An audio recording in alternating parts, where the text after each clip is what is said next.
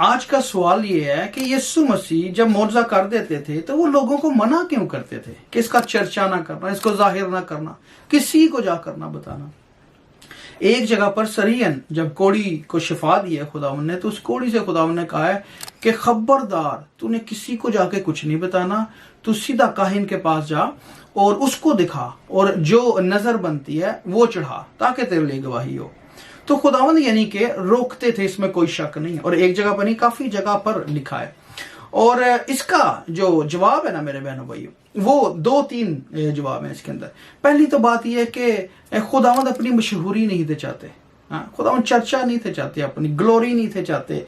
हाँ, जहां पर भी है ना तो खुदावंद ने जलाल बाप को ही दिया। लेकिन अब भी वो किसी तरीके से भी मिनिस्ट्री के 3.5 साल दौर में, खास तौर पर शुरू में जब अभी उन्होंने मोर्जे जाहिर करने की शुरू की हैं, चूंकि लोगों के लिए तो वो अजीब बातें थी ना कि ऐसा इख्तियार और ऐसे कलाम से बदरूहों को निकाल देना और लोगों को, बीमारों को ठीक कर देना, वो बड़ी बात थी। तो लोग क्या करते थे, खुदावंद चर्चा नहीं थे चाहते, वो उसकी चर्चा करते थे। हाँ, जैसे यहाँ पे इस कोड़ी ने भी, ये हम देखें ना पहला मरकज की अंजील में पहले बाब में, तो वहां पे उसने बंदे खुदावंद ने उसको मना किया है। और उसने पता क्या किया, उसने जाके तो खुदावंद की इतनी मशहूरी की कि लिखा खुदावंद फिर उस इलाके में दाखिल ना हो सके। हाँ, क्योंकि खुदावंद पाक कलाम की मुनादी का काम जो था ना वो पीछे चला जाता था।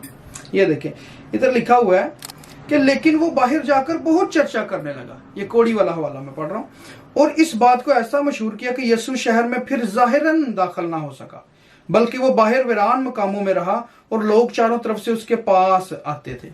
सो यानी कि खुदावंद के काम में हर्डल आ गई। जो मुनादी का काम था, आसमान की बादशाही की मुनादी, ये खुदावंद का असल काम था। मौजे देना असल काम नहीं था। मौजे का मकसद ये था कि ये ईमान ले आए मुझ पर, ये खुदा के साथ रिश्ते में आ जाए। ठीक है। और वो क्या करते थे, हर्डल लेके आ रहे थे उस काम में। और खुदावंद फिर वो उनको बाहर रहना पड़ता था। अदरवाइज वो क्या करते थे, उनके इबादत खानों में जाके, ठीक है ना, उनके सिनीगॉग्स में जाके, घरों में जाके, तो वो मुनादी करते थे आसमान की बादशाही की। सो एक तो ये बात थी इसके पीछे। और दूसरी बात ये थी कि जब चर्चा होता था ना तो उसकी वजह से भीड़ लग जाती थी मौजों के लिए। हाँ, सो और वहां पे लिखा कि भीड़ की भीड़ उस पर गिरी पड़ती थी। जैसे जब खुदावंद यायर की बेटी के लिए वो जा रहे हैं, उसके घर जा रहे हैं, तो रास्ते में जो वो औरत थी जिसका वो खून जारी था ना, लिखा है कि उसने चुपके से उसके पल्लू को छू लिया था। और लिखा है कि खुदावंद ने कहा कि मुझ में से कुव्वत निकली, किसने मुझे छुआ? तो खुदावंद के शागिर्द कहते हैं कि भीड़ तुझ पे गिरी पड़ती है तो तुझे पता नहीं है, हमें क्या पता किसने छुआ? तो खुदावंद कहते हैं कि नहीं, कुव्वत मुझ में से निकली है। तो फिर वो औरत सामने आ जाती। तो यानी कि इतना ज्यादा होता था। और ये देखें एक जगह पर खुदावंद ने इतनी भीड़ इकट्ठी होगी कि खुदावंद कलाम सुनाने के लिए कश्ती में बैठकर, वो जो है ना थोड़ा झील की तरफ, झील के किनारे से थोड़ा सा हटके कश्ती में ही रहे हैं और वहां से कलाम किए, बाकी लोग किनारे पे खड़े हैं। तो ऐसा होता था क्योंकि लोग छूना चाहते थे, बीमार उसके पास लेकर आते थे, लेकिन कलाम खुदावंद सुनाना चाहते थे। खुदावंद का असल मकसद तो वो था। और यहाँ पे देखें लूका 5:1-3 में लिखा है, जब भीड़ उस पर गिरी पड़ती थी और खुदा का कलाम सुनती थी और वो गनेसरत की झील के किनारे खड़ा था, तो ऐसा हो गया उसने झील के किनारे 2 कश्तियां देखी। ठीक है। और वो खाली थी। और आगे लिखा है, और उसने उन कश्तियों में से एक पर चढ़कर जो शमाउन की थी उससे दरख्वास्त की कि किनारे से जरा हटा ले चल। और वो बैठ कर लोगों को कश्ती पर से तालीम देने लगा। सो खुदावंद क्या करें, दे तालीम रहे हैं।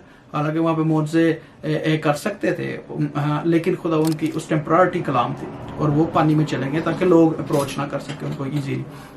और इसीलिए वो पहाड़ पर भी चले जाते, ऊंचे पर चले जाते थे, दूसरों से थोड़ा डिस्टेंस करके, ताकि लोग कलाम सुन सके। और शागिर्दों के साथ अकेले में भी कलाम करते थे। ठीक है ना। सो ये है बुनियादी बातें जो थी। और मौजज़े का जो जैसे मैंने बताया कि असल मकसद जो था खुदावंद का मौजज़ा नहीं था, खुदावंद चाहते कि मौजज़े की वजह से ईमान ले आए। ठीक है जी। सो ये वजह थी 2-3 जिसकी वजह से खुदावंद जो थे ना वो मना करते थे। और ये 3.5 साल मिनिस्ट्री के आगाज में, चूंकि जैसे ही मौजज़े शुरू होने हुए तो ये खुदावंद के आगे ये हर्डल्स आना शुरू हो गई थी। अच्छा, उसके अलावा अब आप ये देखें कि आज के दौर में अगर हम भी देखें ना तो हमारे चर्चिज में भी ऐसा ही है। जिस बहन भाई के पास मौजों की कुदरत है ना, खुदावंद ने बख्शी, वो खुदावंद की तौफीक है, इसमें कोई शक नहीं। वहां पर आप देखेंगे रश लगा हुआ है, वहां पर भीड़ की भीड़ है। वैसे ही जैसे खुदावन के पीछे थी। और खुदावन कहते थे कि तुम कलाम सुनने नहीं आते, तुम मेरे लिए नहीं आते, तुम तो रोटियां खाने आते हो, तुम तो मुझसे लेने आते हो। और वो वाकई ले के चले जाते थे और कोई भी नहीं थे आते। 10 में से 9 नहीं थे, 1 वापस आया था। है? तो ऐसे होता था। और खुदावन का मकसद वो यही था कि ये करें। और आज जब हम देखते हैं ना चर्चेज में भीड़ है, और दूसरी तरफ जहाँ पे कलाम की बात है, जहाँ पे तरक्की की बात है, जहाँ पे कुछ सीखने वाली बातें हैं ना, वहां पे बहुत कम लोग होंगे। आज भी तकरीबन वैसे चला आ रहा है। लेकिन असल बात जो है ना वो ये है कि जो कलाम में रहता है ना बंदा, या जो खुदावंद के साथ रिश्ते में रहता है, उसको मौजों की जरूरत भी नहीं होती, क्योंकि वो ईमान पर चलता है। और ईमान पर चलता है तो मौजे उसकी जिंदगी में खुद ब खुद होते हैं, उसको फॉलो करते हैं, उसको मौजे के पीछे जाना नहीं पड़ता, क्योंकि मसीह उसके साथ रहता है ना। ठीक है, तो ये फर्क है आज जो है ना, अगर हम इसको सही मायनों में समझे कि यीशु मसीह क्यों जो है वो मौजे जाहिर करने से मना करते थे। आमीन। God bless you.